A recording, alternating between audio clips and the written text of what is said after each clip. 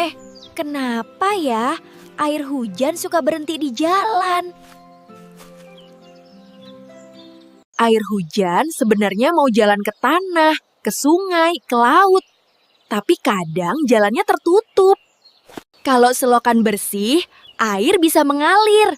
Kalau kotor karena sampah, air jadi menumpuk. Tanah dan tanaman juga pintar.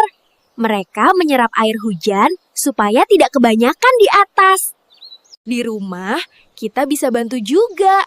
Buang sampah di tempatnya dan merawat tanaman. Kalau air lancar, rumah kita tetap aman dari banjir. Jangan lupa like, komen, dan subscribe ya temanku.